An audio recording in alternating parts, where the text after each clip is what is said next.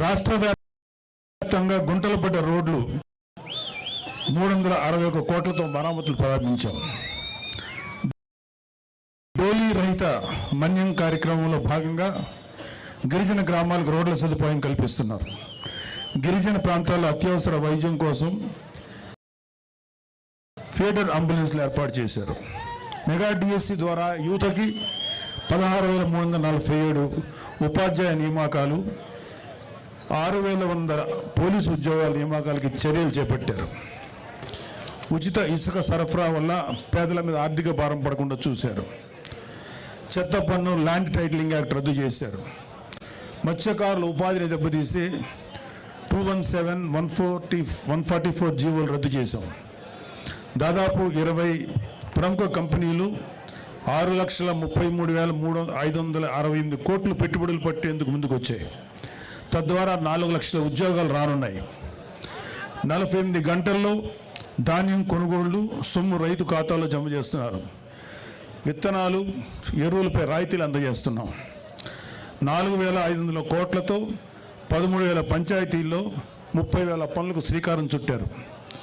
ఉపాధి హామీ పథకం ద్వారా 7,315.74 కోట్లు కేంద్రం నుంచి విడుదలయ్యేలా చేశారు. విశాఖ రైల్వే జోన్కు 52 ఎకరాలు పూర్తి హక్కులతో కేటాయించారు. విశాఖ ఉక్కు పరిరక్షణకు చర్యలు తీసుకుంది. ఫ్యాక్టరీ పునరుజ్జీవానికి కేంద్రం నుంచి 11,440 కోట్లు కేటాయింపులు జరిగాయి. విశాఖలో టీసీఎస్ డేటా సెంటర్ ద్వారా 10,000 ఉద్యోగాలు రాబోతున్నాయి. గంజాయి డ్రగ్స్పై ఉక్కుపాదం 5 మంత్రులతో కమిటీ ఏర్పాటు చేశారు. నియంత్రణకి ఈగల్ టీం ఏర్పాటైంది. డ్వాక్రా మహిళలకు వడ్డీ లేని రుణాలు 5 లక్షల నుంచి 10 లక్షలు పెంచారు. విపత్తు సాయం కింద హెక్టార్కు 10,000 నుంచి 2,000కు పెంచారు. కర్నూలులో హైకోర్టు బెంచ్ స్థాపనకు అసెంబ్లీ తీర్మానం చేసింది. కర్నూలు జిల్లా ఓరవకల్లు, కడప జిల్లా కొప్పర్తి పారిశ్రామిక వాడల్లో 25,000 కోట్ల పెట్టుబడులు, 75,000 మందికి ఉపాధి కల్పనకు కేంద్రం నుంచి సాధించాం. తక్కువ ధరకే నాణ్యమైన మద్యం సరఫరా చేస్తున్నారు. గీత కార్మికులకు 10% మద్యం షాపులు కేటాయించారు. చేనేత కార్మికులకు జీఎస్టీ రీఎంబర్స్మెంట్ అమలు చేశారు. స్వర్ణకారులకి, మాజీ సైనికులకి సంక్షేమానికి ప్రత్యేక కార్పొరేషన్లు ఏర్పాటు చేశారు. 60 ఏళ్లు దాటిన వారికి ఏపీఎస్ఆర్టీసీలు, బస్సుల్లో 25% రాయితీ ఇచ్చారు. దేవాలయాల్లో ధూపదీప నైవేద్యాలకు 5,000 నుంచి 10,000కు పెంపు చేశారు. అర్చకుల వేతనం 10,000 నుంచి 15,000కు పెంచారు. 198 అన్నా క్యాంటీన్లు తిరిగి ప్రారంభించారు.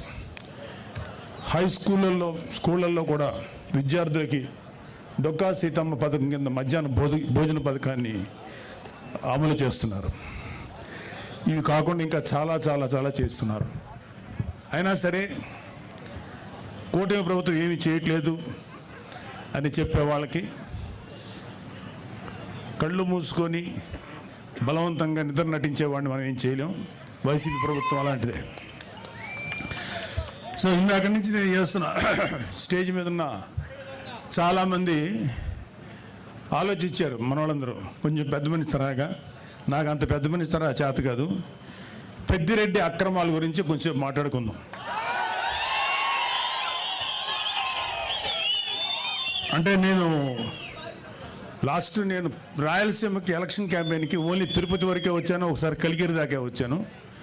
ఆ తర్వాత రావడానికి నాకు అవకాశం దొరక్క నేను పవన్ కళ్యాణ్ గారి పిఠాపురం నియోజకవర్గంలో పనిచేయాల్సి వచ్చింది. అయితే చాలామంది ఇక్కడ చెప్పారంటే పెద్దిరెడ్డికి మేము చాలా భయపడతారండి మనోళ్ళందరూ. చాలామంది కొంచెం మీరు జాగ్రత్త అని. పెద్దిరెడ్డి కదయా వాళ్ళ నాయకుడు జగన్మోహన్ రెడ్డి కదయా వాళ్ళ నాన్న రాజశేఖర రెడ్డిగా భయపడలేదు, ఇతనెంత అని చెప్పి. న్యాయంగా ధర్మంగా ముందుకెళ్ళేటువంటి గొప్ప నాయకుడు పవన్ కళ్యాణ్ గారి నాయకత్వంలో పనిచేస్తున్న మాకు అలాంటి నాయకుడి నాయకత్వంలో ప్రయాణించే మాకు పెద్దిరెడ్డి కాదు కదా, ఏ సుబ్బారెడ్డి పిచ్చిరెడ్డి కూడా మాకేమో లెక్కలేదు. Don't care. సో ముందు పెద్దిరెడ్డి అక్రమాల గురించి ఇక్కడంతా స్టేజ్ మీద ఉన్న చాలామంది ఉన్నారు మా జన సైనికులు, వీర మహిళలందరూ. అలాగే ఇక్కడున్న ఏ రాయి రప్ప చెట్టు పుట్టం కదిలించినా సరే ఈ పెద్దిరెడ్డి అక్రమాలు ఎన్ని దారుణాలు చేశారు ప్రతి ఒక్కళ్ళు చెప్తారు. లాస్ట్ టైం వచ్చినప్పుడు కూడా చెప్పారు. అయినా ఒకసారి మీకు గుర్తు చేయాలి. అన్నీ ఉన్నాయి, అన్ని లిస్ట్ ఉన్నాయి. రాయలసీమ మొత్తం మీద దాదాపు 23 ఎకరాల భూమిని దోచుకున్నాడు ఈ పెద్దిరెడ్డి. ఆయన దోచుకున్న భూముల రికార్డులు లేకుండా తన అనుచరులతో మదనపల్లి తహసీల్దార్ కార్యాలయంలో ఫైల్స్ దగ్ధం చేయించాడు. తగలబడిన ఫైల్స్ చాలా వరకు 22A కింద ఉన్న ప్రభుత్వ భూములకు సంబంధించిన డాక్యుమెంట్లు ఉందని సిఐడి అధికారులే నిర్ధారించారు. పొంగనూరు పాడి రైతులు నిలువున దోపిడీ చేస్తున్నారు. లీటర్ పాలకి కేవలం 20 రూపాయలు ఆయనే నిర్ధారించి తన సొంత డైరీకి పాలు తరలించాలని పాడి రైతుల్ని బెదిరిస్తున్నారు. ఇప్పుడు కాదులే, ఒకప్పుడు మొన్న ఎలక్షన్స్ వరకు. అలాగే మైనింగ్ మాఫియా తయారు చేసి నిబంధనలకు అనుగుణంగా మైనింగ్ చేసే వాళ్ళని, న్యాయంగా ధర్మంగా మైనింగ్ చేసే వాళ్ళని బెదిరించి వారి వ్యాపారాలు దోచుకున్నారు. పొంగనూరు, మదనపల్లి, తొంబడపల్లి కేంద్రంగా అక్రమ క్వారీలు, ఇసుక, గ్రావెల్ మాఫియా నడుపుతున్నారు. తిరుపతి మఠం భూములను ఆక్రమించుకున్నాడు. వడమాలపేటలో మండలంలో గుజరాతీ వ్యాపారిని అతని కుటుంబ సభ్యులను బెదిరించి ఆస్తులు రాయించుకున్నారు. తిరుపతి నగరంలో చెరువులు ఆక్రమించారు. మద్యం అక్రమ దందా మొత్తం పెద్దిరెడ్డి రామచంద్రారెడ్డి కనుసన్నల్లోనే నడిచింది. మద్యం క్వాలిటీ లేదన్న ఒక దళితుడిని నెక్స్ట్ డే చంపించారు. ఈ మద్యం ఏంటో ఇంత దరిద్రంగా ఉంది, మూత్రంలో ఉంది అన్నందుకు నెక్స్ట్ డే చంపేశారండి. నెక్స్ట్ ఆయన కమిషన్ల కోసం, ఆయన కాంట్రాక్టుల కోసం ఆవులపల్లి రిజర్వాయర్ నిర్మాణాన్ని చేపట్టారు. దీనివల్ల 100 కోట్లు నేషనల్ గ్రీన్ ట్రిబ్యునల్కి పెనాల్టీ చెల్లించారు. పొంగనూరు నియోజకవర్గం పులిచెర్ల మండలం మంగళంపేటలో విలాసవంతమైన భవనం కోసం 70 ఎకరాల పైగా ఆక్రమించుకున్నారు. అటవీ శాఖ భూములు ఆక్రమించి మార్కెట్ యార్డ్ నిధులతో రోడ్లు వేసుకున్నాడు.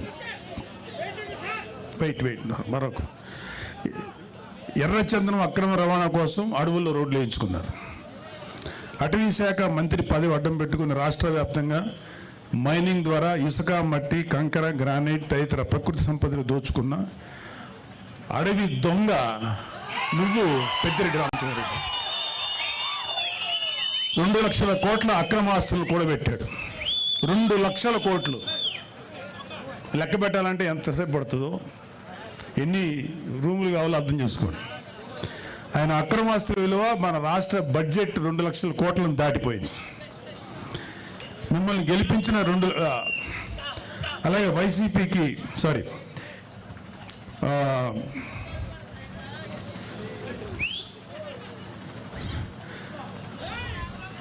అన్నిటికన్నా సిగ్గుపడాల్సిన విషయం ఏంటంటే ఈ పెద్దిరెడ్డి రామచంద్రారెడ్డి అనే వ్యక్తి దాదాపు 2 లక్షల పైగా ఓట్లు వేసి గెలిపిస్తే శాసనసభకు వచ్చి నీ ప్రజల తరఫున నీ గొంతు వినిపించడానికి ధైర్యం చాలా. నీకు ఎమ్మెల్యే పదవి ఎందుకు? అర్జెంటుగా రాజీనామా చేయాలని మేమందరం డిమాండ్ చేస్తున్నాం. నీకే కాదు, మీ వైసీపీలో 11 మంది ఎమ్మెల్యేలు ఇంక్లూడింగ్ మీ నాయకుడు జగన్ రెడ్డి కూడా గెలిచి ఎందుకు మీరు శాసనసభకు రాలేకపోతున్నారు? ఎందుకు మీ వాయిస్ వినిపించలేకపోతున్నారు? భయం. అంటే మీరు అధికారంలో 150 సీట్లు వచ్చినప్పుడు నోటుకు వచ్చినట్టు బిహేవ్ చేశారు. ప్రజల జీవితాలతో ఆడుకున్నారు. ఇక్కడ అతని బాధ్యతలు ఇక్కడ ఇంకా ఉన్నారు. టైం లేక వాళ్ళతో మాట్లాడే అవకాశం మాకు లేదు, మాట్లాడించే అవకాశం రాలా. మీకు సిగ్గు, అభిమానం, ధైర్యం ఉంటే వచ్చి మీ గొంతు శాసనసభలో వినిపించండి. యూట్యూబర్లతోటి యూట్యూబ్లోను తర్వాత న్యూస్ ఛానల్స్లో మాట్లాడటం కాదు. ఇంక్లూడింగ్ జగన్ రెడ్డికి చెప్తున్నాం, వచ్చి నీ వాయిస్ శాసనసభలో వినిపించు. ఏమన్నా అంటే మాకు మైక్ ఇవ్వట్లేదు, మాకు మైక్ ఇవ్వలేదు. అరే మీరు వచ్చి మాట్లాడండి, ఆ మైక్ ఇస్తారు, అప్పుడుగా తెలుస్తుంది. అది రావడానికి, అది వచ్చి అసలు శాసనసభ చుట్టుపక్కల రావడానికి మీకు ధైర్యం సరిపోట్లా. మొత్తం అధపాతాలను పడిపోయారు కదా, అందుకని భయం. రండి, మీరు అధపాతాలో ఉన్నారు కదా, అక్కడి నుంచి మాట్లాడండి, కనీసం వినపడద్దు మాకు. ఇంకోటి, ఒక వైసీపీ నాయకులు ఇంక్లూడింగ్ పెద్దిరెడ్డి రామచంద్రారెడ్డి ఎవరెవరి ఆస్తులైతే అడ్డగోలుగా కబ్జా చేశారో ఇవన్నీ కూడా బయటకు తీస్తాం. చాలామంది మన కార్యకర్తలు, కూటమి కార్యకర్తలందరికీ ఒక అసంతృప్తి ఉంది, వీళ్ళ మీద ఎవరి మీద చర్య తీసుకోలేదని. అందరి మీద చక్కగా చర్య తీసుకుంటాం. వచ్చి 8 నెలలు అయింది.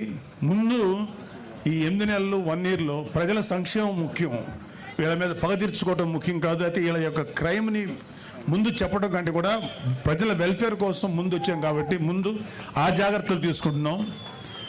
ఈవెన్చువల్గా జగన్ రెడ్డితో సహా, పెద్దిరెడ్డి రామచంద్రారెడ్డితో సహా అందరి మీద, మన కాకినాడ ద్వారంపూడితో సహా ప్రతి వాళ్ళ మీద చర్యలు తీసుకుంటాం. ఎవ్వడు లా నుంచి తప్పించుకోలేడు, చట్టం నుంచి ఎవ్వడు తప్పించుకోలేడు. ప్రతి వాడిని మెడబెట్టి లోపల తోస్తాం, అది గుర్తుపెట్టుకోండి. చివరగా ఒక చిన్న మాట, రైతు మీటర్ల పేరుతో 1500 కోట్లు విడుదల చేశారు. ఒక్క మీటర్ బిగించలేదు. ఆ 1500 కోట్లు ఏమయ్యాయి? Mister Peddireddy, you have to answer. మీ పార్టీలో మీతో పాటు మైనింగ్ వ్యాపారం చేసిన బాలినేని శ్రీనివాసరెడ్డి షేర్లు లాక్కున్నది నిజమా కాదా? ఆన్సర్. గతంలో మీరు లిక్కర్ వ్యాపారంలో రాజ్ కసిరెడ్డితో కలిసి 50-50 షేర్ బిజినెస్ చేసింది నిజమా కాదా? మీ కుమారుడు మిథున్ రెడ్డి కుటుంబ సభ్యుల మీద అడ్డగోలు బ్రాండ్లతో మద్యం మాఫియా నడిపింది మీరు, నిజమా కాదా?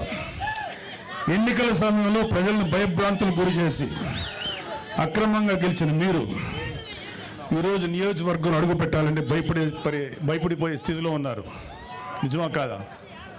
ధైర్యంగా వచ్చి శాసనసభలో మాట్లాడండి. మేము మాట్లాడే మాటలు ఆయన ఈ మధ్యన మొన్న ఒక మీటింగ్లో అన్నాడు, నెక్స్ట్ మళ్ళీ మేము వచ్చేసేసి జగన్ రెడ్డిని సీఎం చేసుకుంటాం, మా మీద ఎవరెవరైతే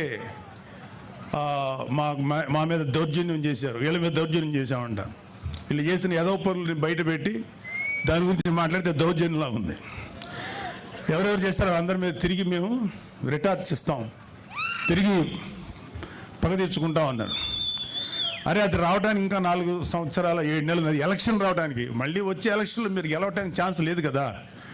ఇప్పుడు 11 వచ్చినాయి, 11లో ఈసారి సింగిల్ డిజిట్కి పడిపోవద్దని గ్యారంటీ ఏంటి? మీరేమన్నా రామరాజ్యం నడిపారా? మీరేమన్నా మహానుభావులుగా పరిపాలించారా?